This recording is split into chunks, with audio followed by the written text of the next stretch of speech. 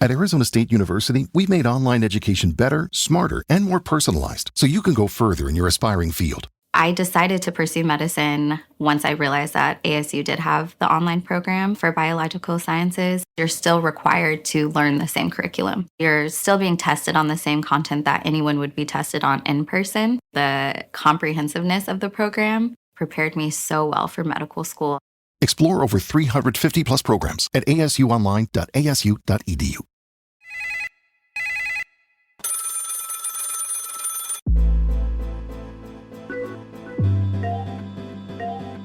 Hello, fancy seeing. Hello, fancy seeing. Hello, fancy seeing you here.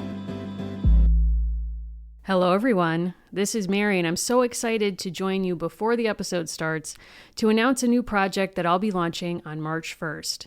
I'm so excited to bring you a newsletter called Landline. Landline is a pop culture and history newsletter from me, your millennial friend, with too many interests and not enough friends willing to talk on the phone. It will include writing on pop culture, reviews of books, music, TV, and film, and conversations and interviews with people I respect, all about the obsessions I think about through a historical lens. And paid members will get a weekly podcast episode from me called Hello Friend. You just heard the theme music at the start. And each episode will essentially be me riffing on a topic of interest that week. Paid members can also expect to get digital zines from me, along with entry into the Landline community, including Star 69 or discussion threads where I hear back from you on that week's topics. I'm calling it Landline as an embrace of the millennial technology, along with AIM, that was my first means of sharing my hot takes, deep dives, and investigations with a captive audience. At that time, mostly just fluffy. But look, if you're the kind of person that likes thinking about the Titanic as much as the Kate Winslet vehicle of same name, this newsletter is for you. I hope you'll join me there when it launches on March 1st. You can sign up now using a link that I'll put in the episode notes of today's episode. You can also find it linked on my personal website, marymmahoney.com, and on my Instagram @MimiMahoney. Thanks so much for your continued support. It's really meant a lot to me, and frankly is what's motivated me to, keep making cool things that I'm interested in. And I hope you'll be interested too, and that you'll join me there. Anyway, on to the show.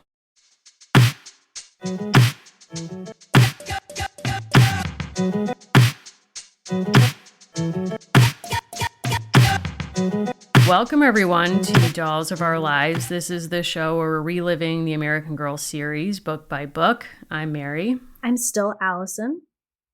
And still Allison, we're so excited to talk about the second book in the Claudie series, Adventures with Claudie, an American Girl. Did you know that my book says to Still Allison from Britt Bennett?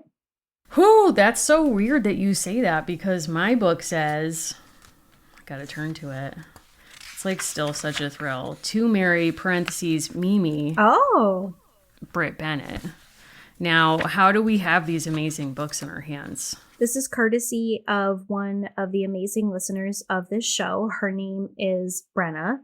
She is a person who is name dropped in our book and very close to our hearts. And she traveled to meet Britt Bennett when she did a mini tour for the release of this book back in June and July, I believe, of 2023. And then she very graciously shipped these out to us. And I had forgotten mine has a Josefina sticker in it as well. So it's kind of a fun, extra surprise. Yes, I'm looking at the stationery of the card that Brenna sent to me with this book, and it's beautiful. I just want to say I love monogram stationery. If you have initials that are all the same letter, it's like you kind of have to lean into that. Although when I did have my LL Bean backpack in high school, it meant that people followed me around going like, Yeah. So that wasn't ideal. But Brenna, this is so beautiful that you did this for us. And, it was so nice to hold this in my hand, and I had her card as a bookmark and just feel you have certain books that are just special, as objects. And I just feel like it's such a beautiful book itself, but to have a book that's signed, wow, and just the thoughtfulness that went into this, thank you. This is so beautiful. We also talked a bit about with the first Claudie book, we listened, I know I listened to the audiobook because I wanted to hear what I thought was a little bit of extra with Britt Bennett and kind of see how they packaged the audiobook. And if you haven't picked up either of these, they're really attractive. They're really nice little hardcovers. They're, hovering around 100-ish pages a piece with everything inside. This one is a beautiful pink with a nice little like Art Deco motif on the inside, a really nice wraparound cover, and a pink ribbon. So if that's something you kind of miss from your childhood, this is a really, really nice book. Back in the day. I mean, it's a beautiful book. The only book that's more beautiful than this is our book. So I'm just going to say that. Which is available for sale. Just going to put it out there. If you haven't picked it up, check it out. There's a very similar pink. And I will say, yes, there's something that I really like about this brand and this company, just like very deliberately going back to its roots and saying, we know you want the portraits at the beginning. We know you want the kind of like back matter, peek into the past. And it's like they take all that feedback and they added other material, like cool maps and things that earlier books didn't have. So this was really a pleasure to read. It's a gorgeous book. And I found myself just like longingly looking at these illustrations, even as I'm flipping through it now. It's like the end papers are beautiful. As like someone who likes to make books for fun, like this is a very beautiful book.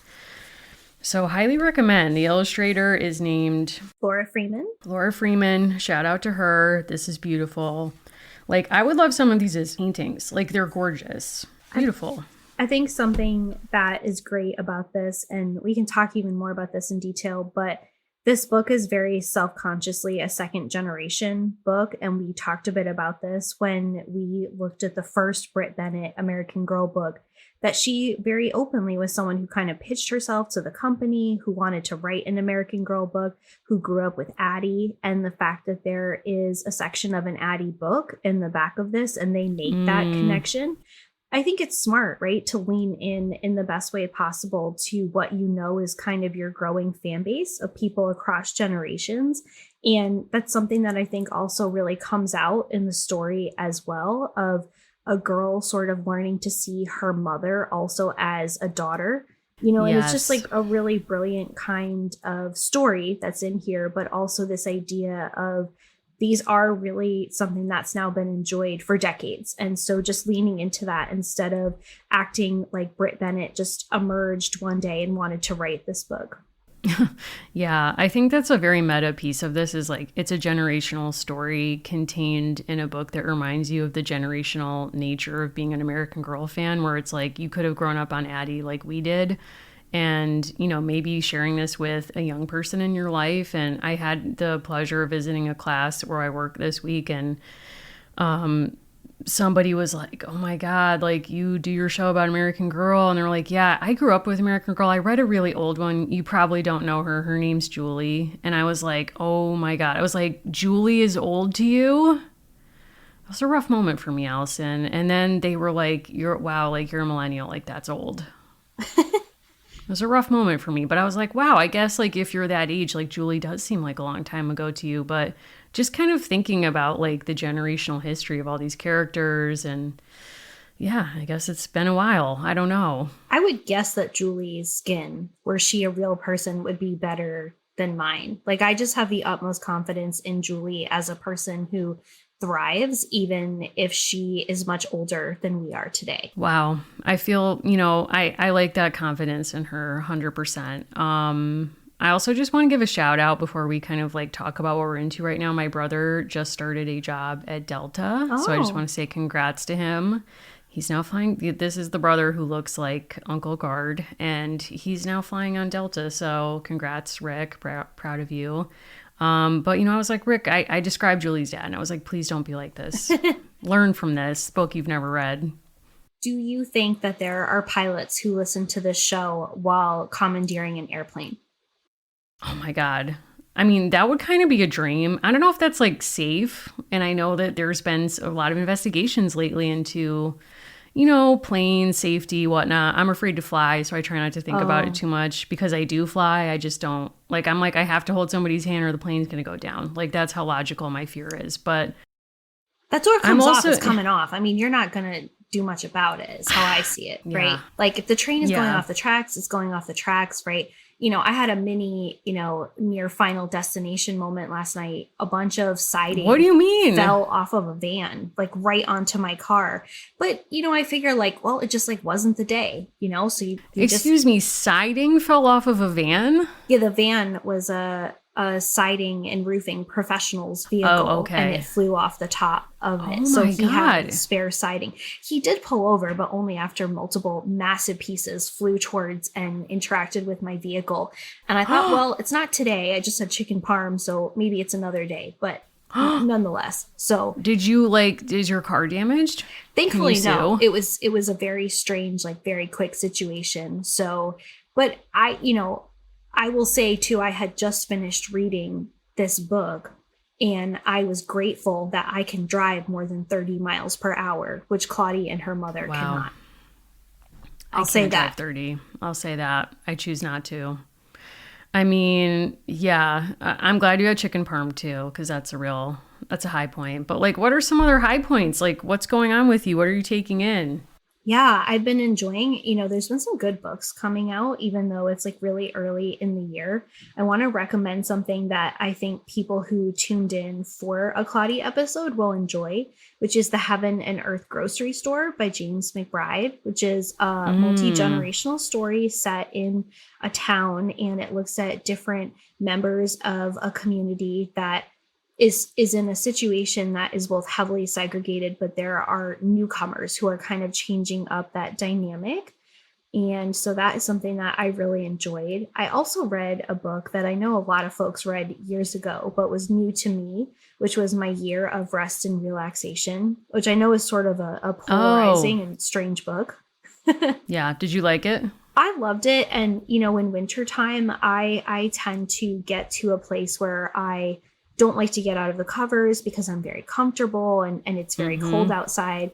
And that is a story about a person who tries to sleep for an entire year. And I'll just say that was kind of an interesting wake up call from inside the house of sorts, because I no longer want to just lay in bed, because that book kind of shook it out of me. Wow. So it was kind of like a therapeutic book in a sense, and motivated you in a certain direction. It did, because the idea of staying in bed for really even more than 12 hours is actually not pleasant to me. I'll also just recommend, I think our listeners will really like a book called The Glow by Jessie Gaynor, which I really, really enjoyed. It's about a kind of flailing girl boss type who ends up trying to take over an influencer farm, and I really, really liked it. It's a very quick read. Ooh, okay, that sounds great. Love that. I'm currently going through a space where I keep taking out way more books from my library than I have time to read. So that's unfortunate. I'm working through that. I'm still in my Robert Caro era. I just finished his book called Working, which is a really great book about, it's like collections of talks he's given or essays. And it's about like the process of doing research or like being a historian. So if that sounds boring, like just give it a try. I mean, it's sort of like, how do you investigate something that no one else cares about? And like, how do you follow leads? What does that feel like? How did he learn to do what he does? And, as someone who loves doing that myself, like that really resonated with me. And it's a very quick read, although I was angry because his wife never gets credit in his books as a co-author. And she basically does all the research with him. He's writing the books. But I mean, at one point she had to sell their house so he could write his first book. And she was like, yeah, she just knew what it meant to me. So she sold the house. And I was like, oh my God. Like, and for women to open up to him, like she has to go in first and have like girl talk and then be like, he's like cool. And then he comes in, and I'm just sort of like, there is a fascinating history of like a certain generation of person who like treats their wife like an assistant kind of. And the book is dedicated to her. And I believe their relationship is real. I don't know. I'm just saying, like, it has me thinking a lot about the role of like partners in projects like that, where it is like your life's work. Like he's basically studied two men his entire life. Anyway, so that's on my mind. Speaking of another man, I'm also watching Feud by Truman Capote. I loved the last iteration of this, which was about Joan Crawford and Bette Davis. I love Golden Age of Hollywood like anything. And this is a very salacious story that's based on basically his personal downfall, where like panic mode. he, as someone who was friends with New York's elite, the ladies who lunch, he had all of their secrets, and then he put them all into some short stories that were published in Esquire when he was desperate for to deliver on a publishing contract. And then it's kind of like how they ice him out and what happens. So if you like a period piece, if you like gossip, I don't know. It's very good so far. And Tom Hollander plays Truman Capote and is very good as Truman Capote.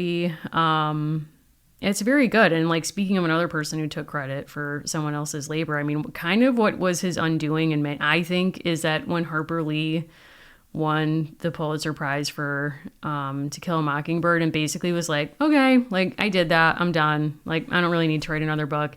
And he was like, never gave her credit on In Cold Blood for all the research she did, and I think was just jealous of her success, seemingly with no effort, even though there was much effort, and then was just chasing his former success and just couldn't deal with, your life changing or being in different seasons of your life. So I think it'll be very interesting about like high society and friendship and gossip and all kinds of things. Yeah, I would watch that. That sounds interesting. It seems good. I don't know. It's kind of like, I'm also finishing Gilded Age, which I know I'm behind on, but watching them back to back was interesting because it's kind of like same stories, different time periods, kind of. I know I am woefully behind on the Gilded Age. I know it happened a long time ago, but I'll get back there. You can kind of pick it up whenever. It's such a, like, I think we're in the doldrums of winter now. And for me, like, in the past 2 weeks in Connecticut, it has been gray every day. We just got sun yesterday. And that has once again confirmed that I can't hang in the Pacific Northwest. Like, there was a time when I was really watching Grey's Anatomy. I was like, maybe that's the journey. And no, my Leoness, like, I just need the sunshine. But I'm finding myself like going towards comfort things like mysteries. Like, I'm rewatching all of Poirot still, Columbo, and any historical drama I will watch. So if listeners have one they like to recommend, like a show, I would absolutely love that. There's even like the third part of like the Tom Hanks Pacific Band of Brothers debuting on Apple TV. Oh no. And I'm like, this is like where my toxic behavior comes out, where I'm like, I know why that's a problem.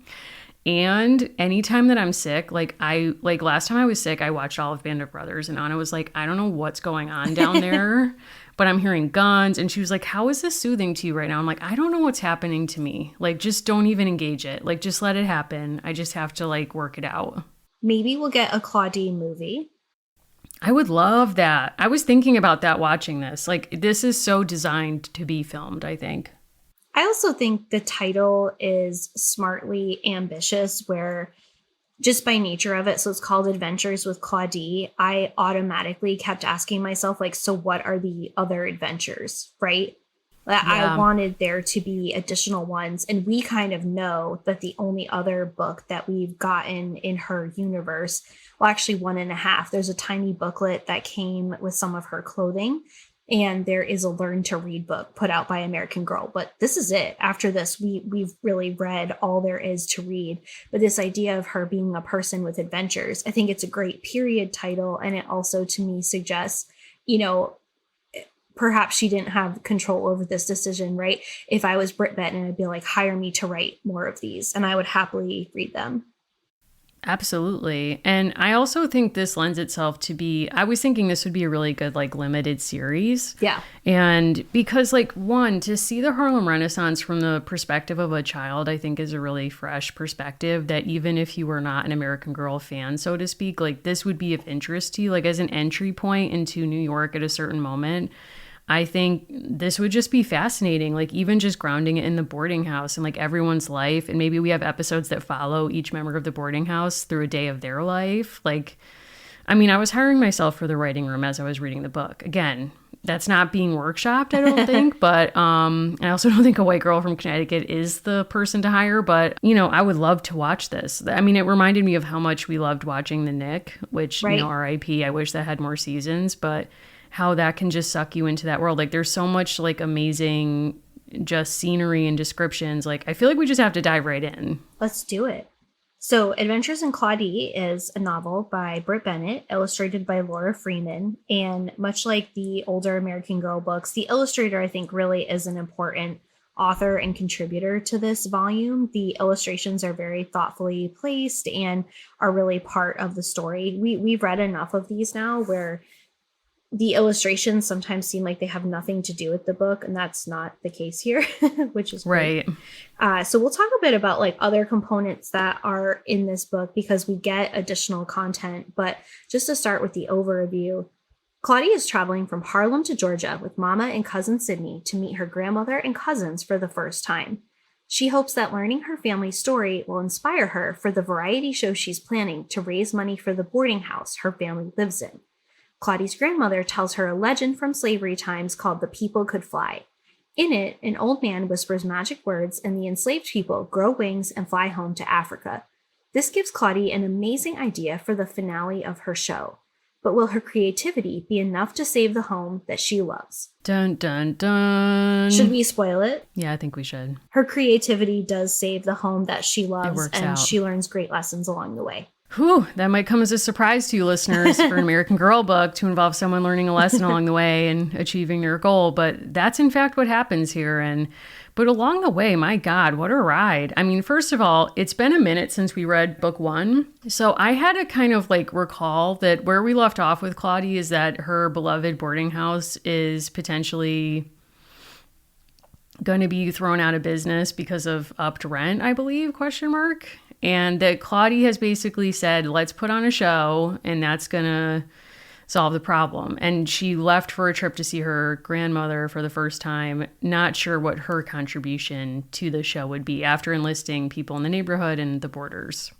The boarding house is a brilliant way to introduce other types of people that would live in Harlem. So Claudie's mother is a journalist and a fairly successful one at that. And her father runs a bakery. She also has a younger brother named Jody, who's just 6 years old. But by placing her in a boarding house, very much like in the Kit books, we get experience and exposure to a number of other people, most of whom have really interesting professions in Harlem. So we meet people who are visual artists, a woman who is a dancer, she's interacting with creative people. And this book, I think, is kind of a fun and clever wink. Even at the end of book 2, has her really coming across like sort of like the top legend of the Harlem Renaissance, at least for men, which is Langston Hughes, right? So I think the book is kind of using the boarding house as a way to write a love letter to both real and fictional people who would have been in a little girl's world in this time. Yeah, absolutely. And what I really like about it is like some of it is sort of like, you know, when historical things are like, well, you look at there, here's Eleanor Roosevelt. And it's like, okay, this doesn't feel random, but this feels as seamless as something like this could in terms of like Langston Hughes randomly showing up at the end of this book. And it also is really heartening that there's all these adults that kind of let you see what's possible in Harlem at this period, but also they all take her seriously. Like the through line is they all take her seriously.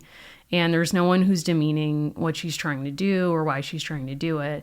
And I thought that that was a really nice choice on Britt Bennett's part. Like, we don't have any kind of like, remember in the Kit books, that like cranky uncle who's like constantly like questioning her, and he like kind of didn't really change over the arc of the books. Like, I liked that that's not in this book. I think one of the big standouts of this story is that in the process of Claudie and her mother going down to visit family, going down really to visit her grandmother, we encounter kind of a situation where success looks really different depending on your point of view. And something that's brilliant about this book is Claudie's father is a veteran of World War I. And we know that in the years following the war, there is a great migration and overlapping with it, but there's this great migration of free Black people from the South and different generations of people moving north, right? So they're trying to find new opportunity. And her mother had been part of one of those waves, along with, you know, other members of her family. And what we're seeing when we meet her grandmother is we're finding out that the older generation really saw success as owning land that they could till on, owning land that they could manage themselves. And for Claudie's mother, success looks very different. It means following in the paths of someone like Ida B. Wells Barnett and being an enterprising businesswoman herself. But instead of saying like, well, this one way is better than the other way, or I think, an easy trap with historical fiction and women. Like, well, this girl is cool, so she gets that this stuff is old-fashioned and traditional. This book really smartly positions it as like these people value different things and see safety different ways, so they took different routes in life. Right. And what I also like too is it doesn't negate, or it doesn't also fall into the trope of waves, which I also think is an issue in women's history or women's historical fiction of like, well, my mom did this and she wanted something completely different than what I want, like as you're saying. So it's not like, you know, maybe freedom feels like being able to tell stories about the things you want to tell stories about. And for her mom, like that's what her life is about, is like telling the truth in the crisis and whatever paper she's working for.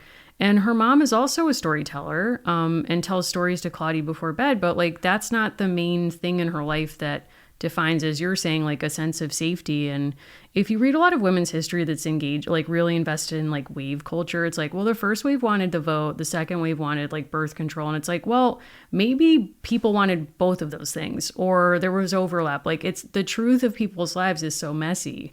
And I think Britt Bennett did a good job of kind of showing people wanting different things for their lives and not judging each other for it. This character too, you know, with only a few hundred pages, Britt Bennett gives us really good character development. One of the first things that Claudie is told in the early part of this book is that they're going to be taking this long journey, and that she sort of has to keep in her 10-year-old head 3 different sets of rules.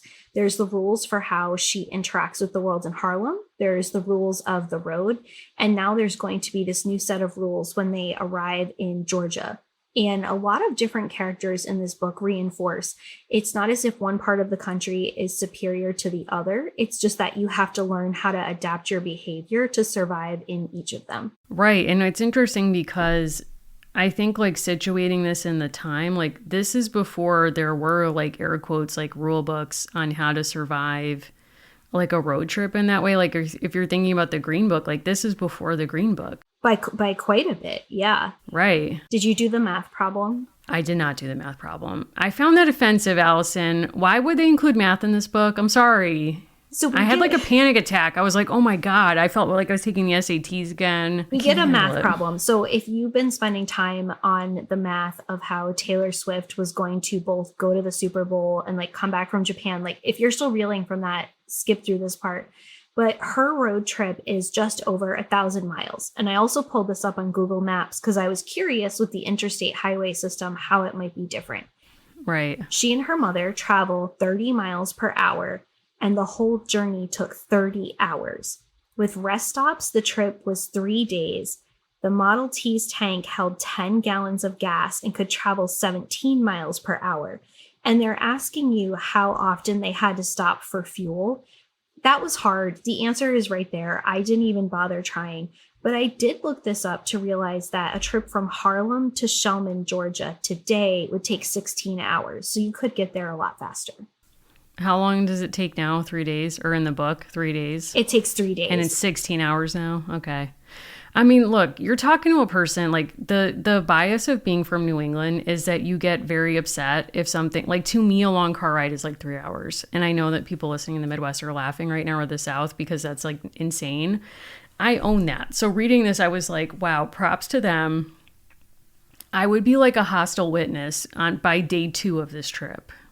What did you think of the choice to situate Claudie in 2 real places, like to have her be from obviously a real place, Harlem in the 1920s, and to have her go to a place that is also real in Georgia? I thought that was great. I mean, I think it kind of grounds it in a feeling of what's real, because I think something that Britt Bennett does really well in this section of the book is communicating what it feels like to be afraid, especially if you have no experience with the situation at hand. So if you're a white person, if you're not living in Jim Crow South, as a person of color, like what would it feel like to be afraid when someone just pulls up alongside you and asks where you're going? And I think she communicates that really well by, again, like grounding it in real details. And interestingly, if you go on the New York Public Library site, they have an archive for the Green Book, which the earliest edition, I think, was 1933. So like still a decade to come. But you can actually put in routes. So I did it from New York to Atlanta. I couldn't do the town. And it actually produced a map that looked very similar to the one at the beginning of this book with the illustrations of like a restaurant laid over the map.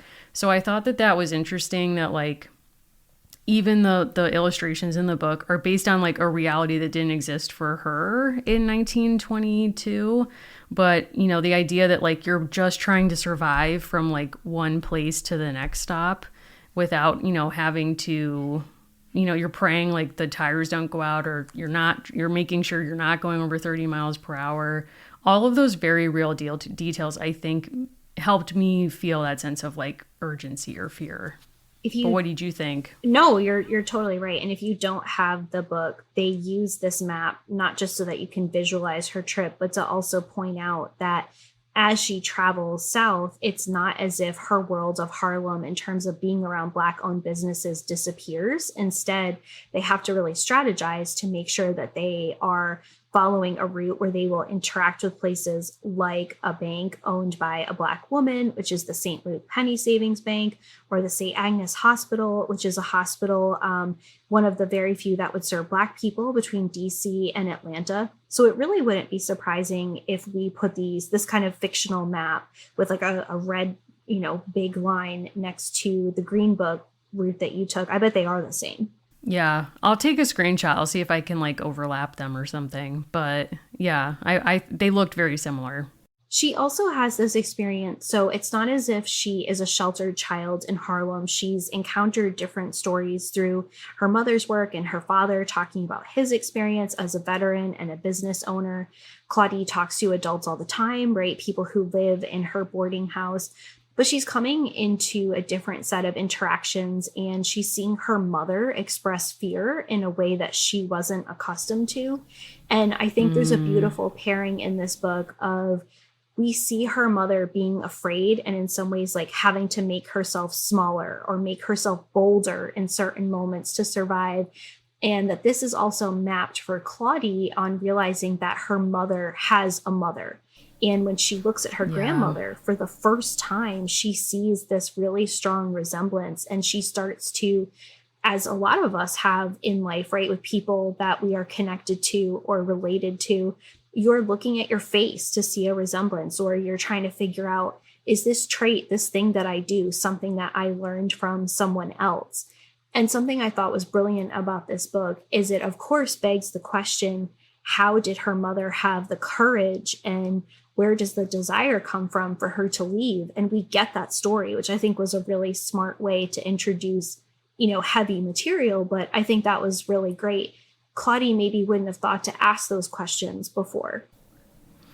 Yeah, I think that's definitely true. Like there's sort of an element of this book that's sort of like when you take your parents or your family out of your normal context of your hometown or whatever. And it's sort of like the idea of like vacation dad. Like my dad is a different person on vacation. It's like she sees her mom in this completely different context and different perspective because she's seeing her mom in her hometown. And the way that her grandmother looks at her mother like a daughter, and like realizing, like you said, there's that beautiful passage. It's like, I didn't really realize like my mom is a daughter too. And that's just such a beautiful like perspective moment of like seeing yourself in this longer chain of family and descendants. And as you're saying, like you start to think about like, what is my inheritance? Like, what are the things that I'm carrying with me that I might now be able to articulate because I have access to someone like my grandmother? We're also learning that Claudie's family is exceptional, not just because she is growing up in Harlem, right? Which really is a place that is extraordinary for the era that she is there, but also the fact that her family is one of a very small percentage of Black property owners, people who are able to buy and, you know, not just save up, but actually hold on to their land past the process of Reconstruction. Even today, this real town called Shellman has a population of just over 1,000, but over 63% of that population is listed as Black or African American in the population records, so the different census records. And you can look up, it's kind of interesting. I looked up the historic preservation record, and the record sort of suggests that the town like really went through different stages of depression, one of which was because of the boll weevil. But it also makes it seem like it really wasn't a terribly prosperous place for a period of time. And you contrast that with the fact that for her family, for her grandmother, and at one time her grandfather, they are so proud to be from this place because they own the land that they live on. Right, right. And what, kind of getting back to the question of like, what does freedom look like for you? Like, or how do you navigate fear? It's really interesting that so early in the family trip, we get the story that her great-great-grandfather who bought the land, or great-grandfather, slept with the title under his pillow every night because he was so afraid of it being stolen away. And so that's both like a representation of like freedom equals land for this person, but also like the manifestation of fear is like, that will be taken from me. Absolutely. Whereas like, as we see like her mother, for her, like the freedom was to leave the land and to be able to write whatever she wanted about the truth of her experience and what she saw. So yeah, it's like an interesting range of experiences. This is also a really transitional time. So these books are set in the early 1920s, and 1922 is considered one of the endpoints of really these persistent problems with boll weevils. And we learn from Grandma that they had to diversify their crops and that they're able to survive because of that. One historian found that during the 1921 attack of the boll weevil, that and different attacks in the previous decade pushed out nearly a third of Black landowners who owned large tracts of land. Wow. And we know that only 13% of the landowners in Georgia overall, just like the generation of her grandparents, only 13% were Black landowners. So it's like a pretty small percentage. And that's even in places, right? Obviously, the numbers might differ, but remember that number, almost 65% of the population is Black families, right? So there's like obviously this huge gap here. I also discovered there's kind of like a passing reference to this. The county that these families are growing up in had really first been kind of dispersed through a land lottery, forcing the removal of people through the Creek Indian War. And so there had been a number of forced removals of indigenous peoples, and the white settlers who had claimed the land before the Civil War truly got it through what we could call a random lottery. So this is really a place where like life is very uncertain. And it helps you understand by Claudie's grandparents' generation, like that land means everything to them. Right. And I love the description we get that the great-grandfather or the family could survive despite the boll weevil, despite all of this, these threats to the land, because they just know the land so well that like they know what will work where, and like that their connection is that deep. I mean, it's a really good establishment of like, it's not just land, and it's like this symbiotic relationship. Claudie walks into a house where people have been cooking for her and the arrival of her family. People are very, very excited. And she has this moment where she runs barefoot, something she would never do at home. And we get this great passage. Claudie leaned against a tree, laughing as she tried to catch her breath. Fireflies blinked past, and for the first time in her life, she looked up into a sky full of stars. Maybe she thought this was Georgia too. Not that walk earlier in the hot sun, but crowding into a house full of family. And she feels family in a different way than she had in the boarding house. And I think of all the different series we've read, and maybe this is just kind of the evolution of children's literature, we've talked so much about how do you bring nuance into books that are meant for people who are 9, and we are not 9 years old. And to me, this passage just does it so perfectly. This idea of like, maybe this was Georgia too. Like she's now had these different experiences and it's not one thing or the other. I just think that's such a brilliant way to do that. Yeah, I think understanding or sitting with like both and is a really tough thing even as an adult. And, the passage before this, or the scene before this, she and her mom decide to walk the length to her grandmother's house from a gas station where the car they've driven down has broken down and her uncle is staying with it. And a sheriff pulls up beside them. And it's another moment where she feels her mother's fear. And he's basically like surveilling them, like, where are you going? And then drives away when they say they're from New York City with a huff, But it's a moment where it's like she's so used to the anonymity of the city and like no one really paying attention to you and you're walking down a city block to like being overtly surveilled in Georgia, and is like, oh my God, there's like this moment of like, is this what Georgia is? And then there's that beautiful scene that you just read where she's surrounded by family, and it's a different sense of family. Like there's a sense of like the biological nature of it, like she's seeing her eyes on her grandmother's face and all of this stuff. And it's like, well, it's both like scary, that surveillance moment, and it's also this beautiful moment of family and seeing the stars. A lot of the marketing around Claudie has shown her on her like scooter, right? Like the beautiful visual of her like going down the street in Harlem with her dog and with her scooter. And the illustrations in this part of the book are such a sharp contrast because Claudie's mother, her whole body stiffens up and she grabs on to Claudie. And we kind of get this moment where she's had relative freedom in a lot of ways in her life. And now she's being pulled in. And when she asks her mother why the policeman would be talking to them, she says, to scare us, to show us that he's in control. And this is the first time that she's wondering, why does my grandmother, quote, want to live in a place like this? And it really evolves where she starts to have a different appreciation by the end of the book. And I'll just say, I absolutely love the way that this book ends. And in a scene that comes not long after this, we hear a story from her grandmother about people who knew the right words, who knew kind of the magical words, who could make themselves rise up and fly out of the fields and return home to Africa and kind of escape from slavery. Did you recognize right away that story? Like, was that a folk story that you had heard? Because I remember so vividly, I could picture the cover of that book as soon as her grandmother told it. Yeah, I hadn't thought about it in a long time, or Brer Rabbit, which we can also talk about, but I hadn't thought about that in a long time. But yeah, it was like really heartening to hear that story again. The People Could Fly was something that was very popular, I think, around our age in the 90s and maybe into the early 2000s. And it's interesting. It got me thinking about, right, kind of in the moment that we grew up that, Kwanzaa was talked about in public schools. And we were one of the first generations that really Black History Month was something that had spread from being a project that not everyone was undertaking. That was really a Black Pride project to something a bit more standardized in schools. And I remember very specifically reading The People Could Fly. And I was sort of hoping, like, I hope this comes full circle in this book. I hope this is something that, our main character takes on. But to have her grandmother as a storyteller say, you had to say special ancient words in order to fly.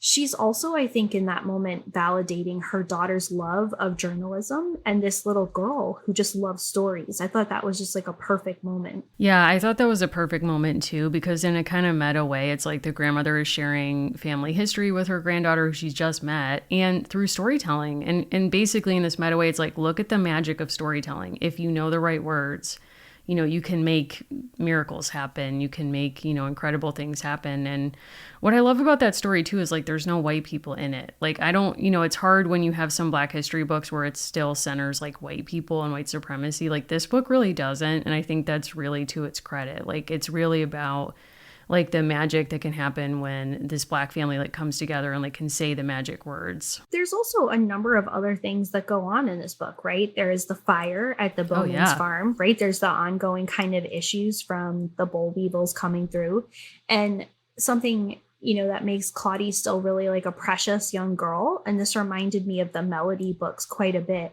She is sort of like taking in all this information about civil rights, about racial injustice, but she's so afraid she's going to flop at her performance, right? She's nervous, she's anxious. Right. And the first Melody book like really goes in hard completely on that plot line. For Claudie, it's kind of on the back burner. Like, she's nervous about it, but she's not entirely sure how she's going to represent her talent. And I think her grandmother and her mother model that for her, right? You have to know people. You have to learn a story to be able to tell it. And I thought this book was kind of setting up in a smart way. This is very much what Zora Neale Hurston will actually do in the next 10 or so years. And this book plays really well. I think part of my issue with Gilded Age was I didn't like characters that were ripoffs of real people interacting with the real versions of themselves. But then this book does that, and I like it. So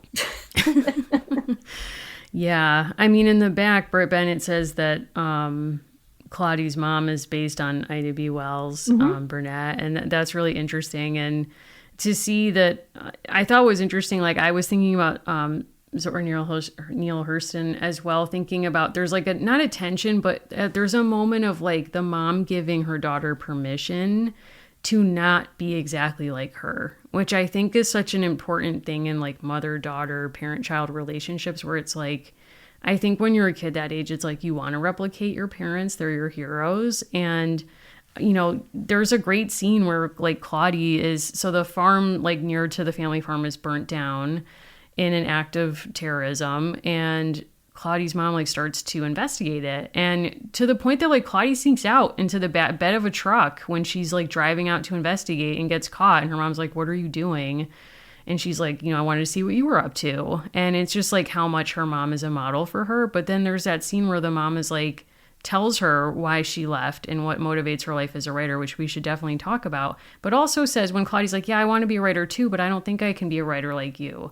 And her mom's like, "Yeah, that's okay. You can be like your own kind of writer." And you could just imagine in that moment, I was like, yeah, I think Claudie's going to be a fiction writer. Like, that's the vibe to me of where she's going. But that scene is really chilling, of her talking to Claudie about what motivated her to be a writer.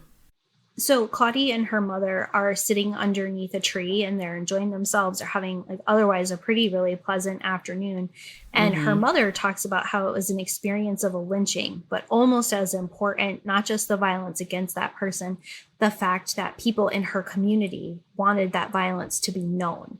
And there is a lynching victims memorial online, and it is state by state, and you can process what stories happened in what place, whether these were public lynchings or, they're all public, but whether there was a performance element to it with an audience. And so a real person that this could be based on is Harris Sherman. He was a Black man that was lynched in 1901. That could very well be the actual inspiration for a story that would have happened in her mother's hometown. And just for reference, because this came up in book 1 as well, in the lifetime that basically covers like just before her mother's lifetime, so 1882 to 1968, the ACLU and the NAACP estimate that there's about 4,700 lynchings that happen in the U.S. Wow. And Georgia has the second highest number by state out of those 4,000 plus. Was the top Mississippi?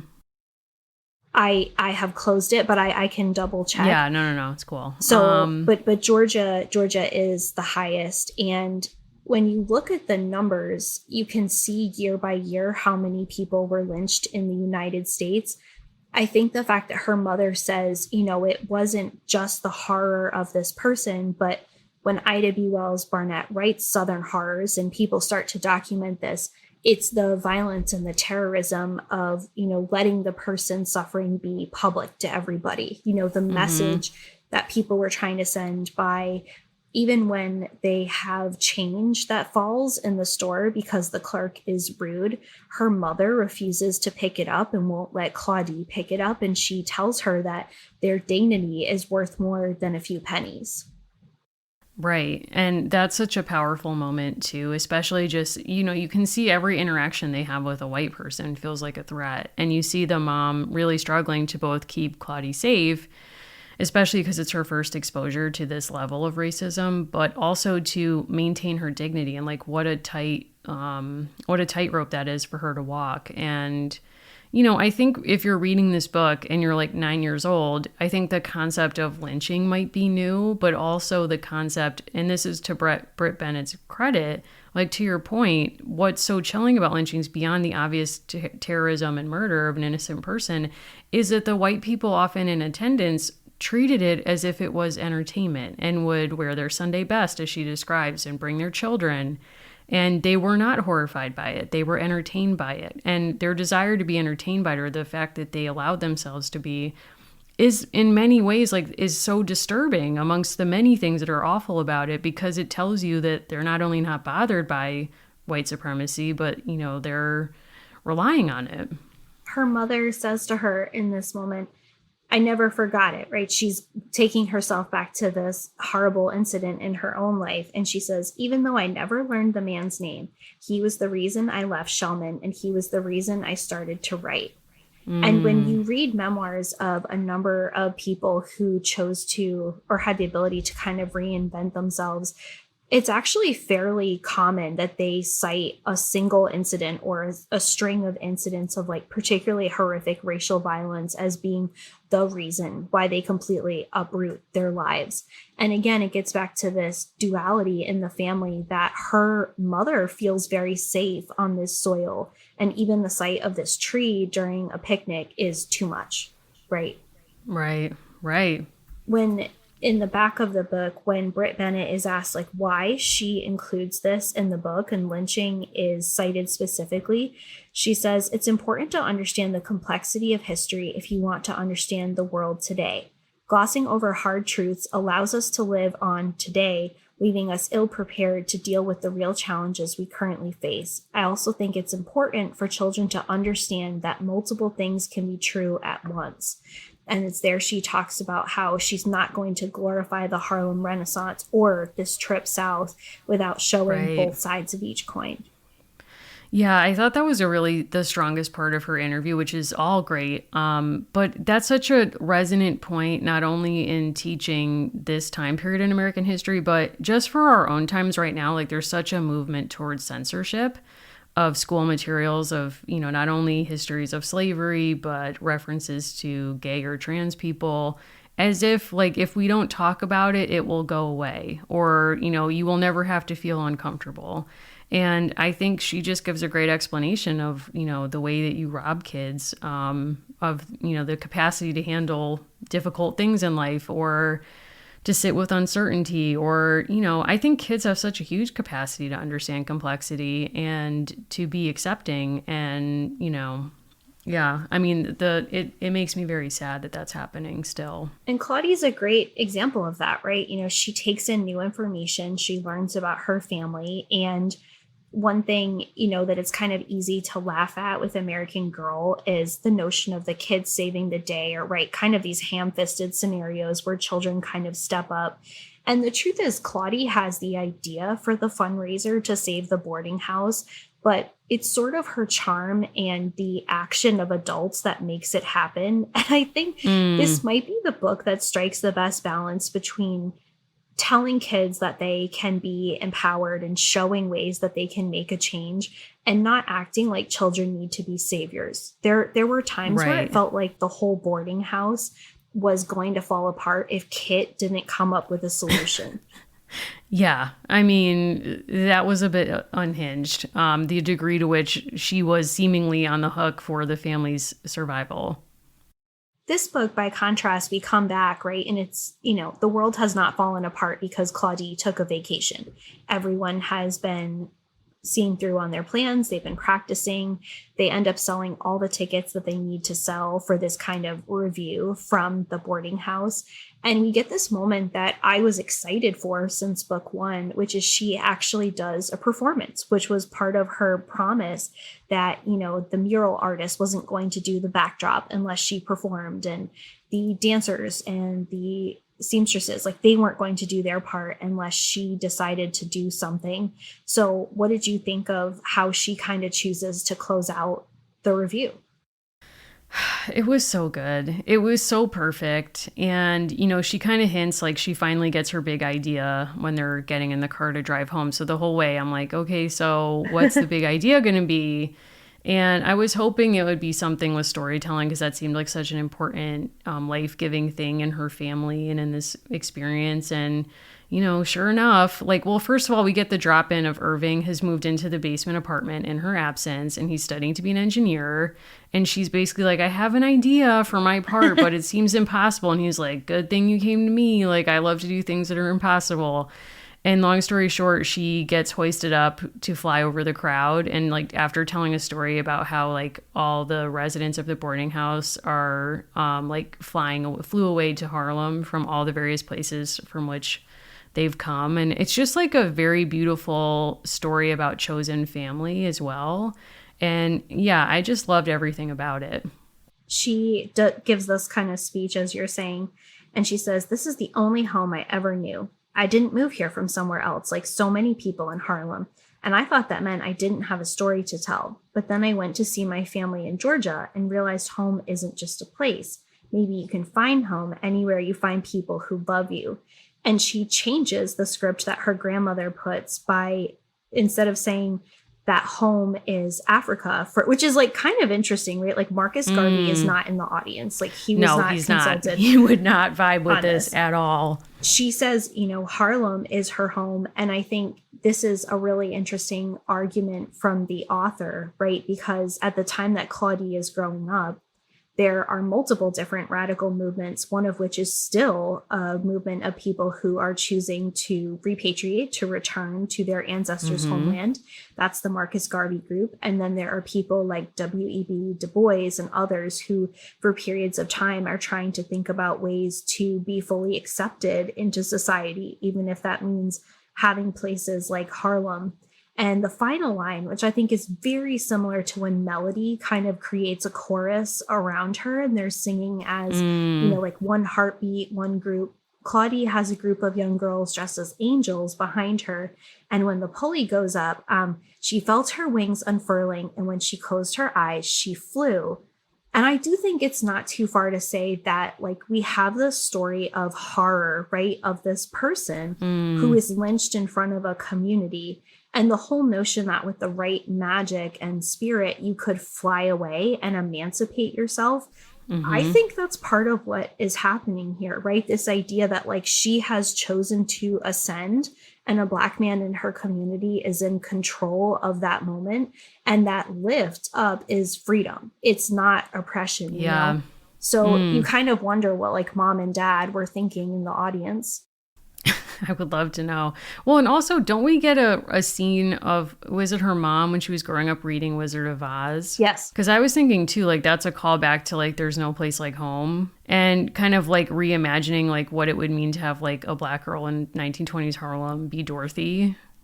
Yeah, she talks about how she loved the Wizard of Oz. She loved those stories, and we don't get an uncomplicated mom. Like we met plenty of uncomplicated people and adults in American Girl, and mom is a very complicated person, right? Like you kind of get the sense that maybe it was painful that she hasn't been home. I kept contrasting this in my mind, and I'm not trying to hate on Mary Ellen for no reason, but like the Mary Ellen road trip, Molly's Route 66 adventure, like the way that those have so many kind of campy and silly moments, or it's like, I hate sharing the back seat, is such a contrast to this book. Yeah, it's like not even close. And also I think like it's a great point about like the complexity of Claudie's mom in these books, because when you think about like her relationship to home, it's complicated in multiple directions, because in this book you see how she has a complicated relationship to her literal hometown and felt the need to fly away from it, to tell the truth about it and raise awareness about it.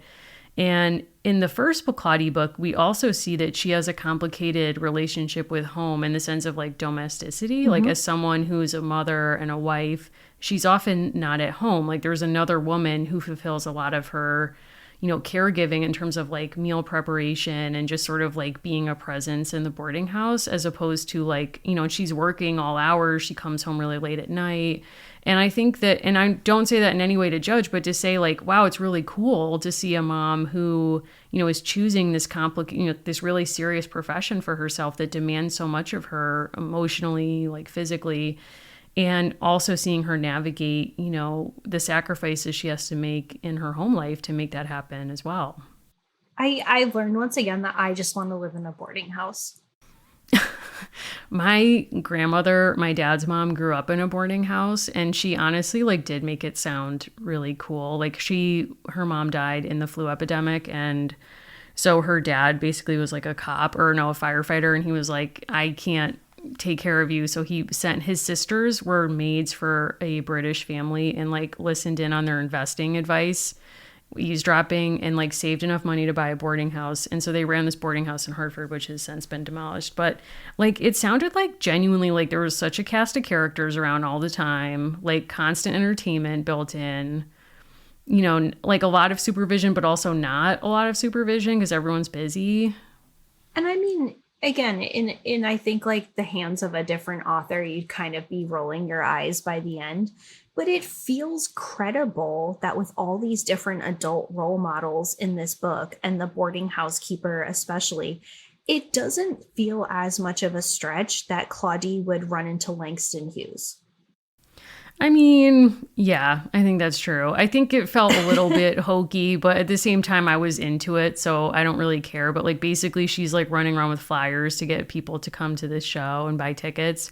And he's with like a group of writers and he's like, hey, like when was the last time you saw a show? Like I'll be there. And then he like comes to her play. It's like, whoa, no pressure. Langston Hughes in the audience. And I think that would seem, honestly, I do. I think that would seem very silly, except, and this is kind of, in some ways, like not just a hint, but we're going to be reading a modern version of the Brownies book this month, right? Which is the thing that showcased children in her community around the same period of time. But the idea of really cultivating children's talent in Harlem, we also get this passing reference in the book to the fact that Claudie aces her spelling test and her teacher thinks that she's cheating. And her mother goes into the school and confronts the teacher, who is a Black woman, and basically demands that she have really high standards for children in the community.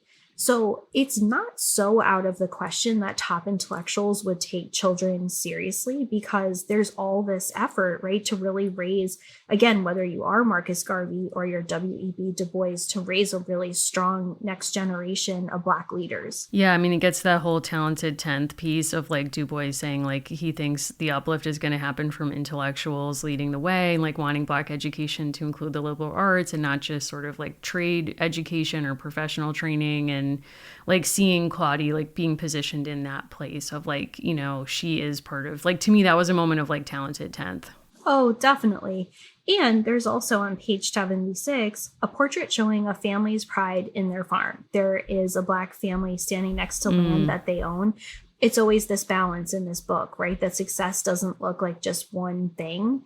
And this is a brilliant passage in the end of their version of A Peek into the Past.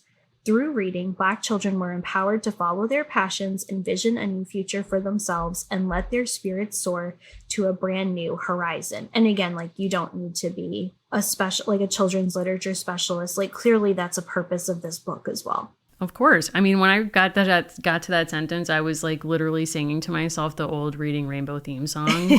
Yeah. Because it's like, that's like so the trope about reading is like, it can take you anywhere you want to go. And, I mean, it just fits right in.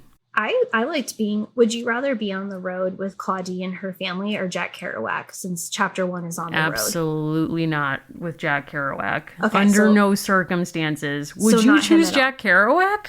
I mean, for a few days, yeah. Wow. I'm curious with what's going on there. Which American girl would you go on a road trip with? I mean, my initial answer is whoever would be willing to drive me. I think Samantha, because we'd travel really well. That's what I was going to say. Like, I'm a baby about road trips, so I would want someone who's like, hey, babe, like, I got a private jet, or like Uncle Guard's going to drive us in like some sweet Winnebago type of situation where I can lay down and pretend I'm not in a car. Like, that's where I'm at. I don't feel as though Kit would let me get snacks, and I think that would agitate me. Like, I feel like Kit is someone who packed a bunch of food and let it like sit in her pockets and on the back seat, and she'd be forcing me to eat stuff that went bad a few days earlier. I'm sorry, Kit. Honestly though, too, I'll say this about Kirsten, like, if the going got tough, like, she'd keep it moving. Well, my fear with Kirsten is like, if I was not well on the trip, I don't think she would get me medical care. I think she would kind of be like, what does Mary have on her that I could sell the moment she passes and like she leaves me in a cave? I think she'd leave you, but she'd feel really bad. Of course she would. Yeah. Of course. I don't know. I will also say I have a sense that like, after being swindled by Patrick O'Toole, that Josefina has a lifelong axe to grind of like, fool me once. Fool me. Ooh, Don't well, fool if me Tia twice. D's on the trip, I would go with Tia D. I'd be Yeah. safe. I'd probably live well. I don't know. I mean, if she's on my side, I don't want to be on her bad side. She's on your side. Think I'm of it not that riding way. a horse, so it's a no for me with Felicity. It's just 100% no with Mary Ellen. I'm so sorry. It just is a no for me. I can't. just feel like with Nenea, Nope. like she's still like going back to her gas mask days, and I just don't want to have that conversation with her again. I respect that was Yeah. difficult, but I just don't Okay. sense her being there. Molly would drive me absolutely nuts and probably like demand control of like the Bluetooth or the radio. And I can't have that in my car. Like, I just can't. Those who've driven in the car with me know that my leg shakes the entire time I'm driving, and I sense that Yep. Molly has that as well. she's just an anxious driver. Yeah, I don't even know that it's involuntary, but I don't think that she would be, again, like a top choice. Julie, maybe. Julie has a van, but there's a chance that Julie is stuffing you into a VW bug.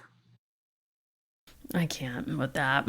That's not going to work for me. I'm sorry. It's just not going to happen. So thankfully we're not done with Claudie, right? Because we are going to be reading the new Brownies book for Patreon, right? So if you kind of Yep, join us very in those excited. spaces, we'll still be able to talk about things in this world. But what are we reading next? I could not be more excited that we are moving to the decade that we were born, Allison. We're heading to the 1980s. Some would say a terrifying decade. I agree. Gave us so many great things. You and Me, for example, American Girl. Gave us many terrifying things, too many to name. But we are moving on to meet Courtney, the American Girl with, I'll say this, the best theme music I've ever heard. Yeah, we're going to the 1980s. If you want to join us in like a Hands Across America thing, we'll have to wait till we're out of this Please. pandemic, but maybe. I mean, did you see that there's a documentary about We Are the World? And in it, Diana Ross was like the last person to leave the recording session because she was crying. And she was like, I'm just sad it's over. I'm like, oh my God, what? I don't know that I know enough about that, but I'm willing to learn for Okay. for Courtney. You know the song We Are the World? I do. Yeah. I mean, if you look up the cast of characters that recorded that song, it's like, it's a ragtag group. I'll just say that. I'm open to that. The 80s had a lot of weird stuff in it, and I can't wait to get into it. If love Hollywood it. is calling, part 1 or part 2, maybe miniseries, I think that we deserve a Claudie We movie, do. Whatever. We absolutely do. I just read an Issa Rae profile. She's talking about making all kinds of stuff like, please buy the rights to this book, make it happen. I think so. There's talk of Mattel offloading American Girl or being encouraged to offload Fisher Price and American Girl. Interesting. And just like, shout out to Fisher Price that made, like my first recording system, like pre-podcasting, Of my course, little yeah. microphone. I haven't let either of you go. Like, I'm loyal. Wow. You're like Rose in Titanic. I'll Yeah. never let you go.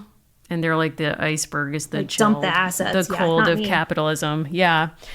Wow. I didn't know they were like being told to offload Mattel or to offload American Girl.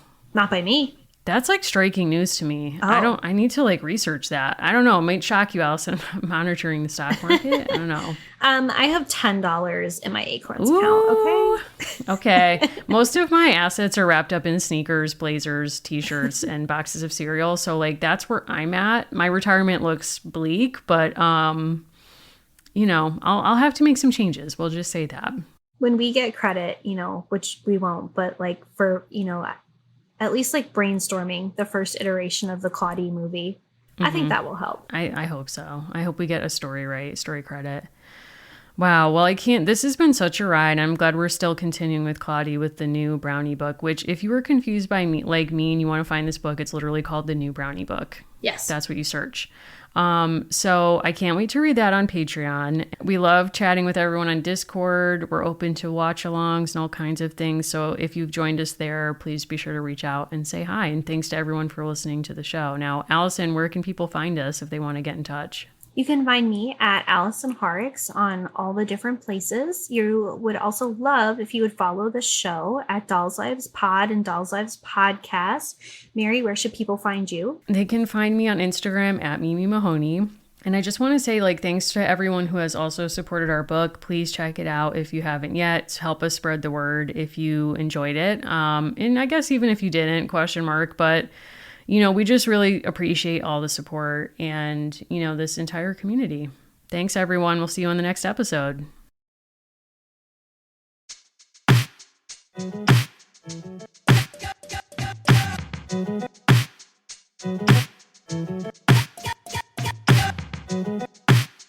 Thank you.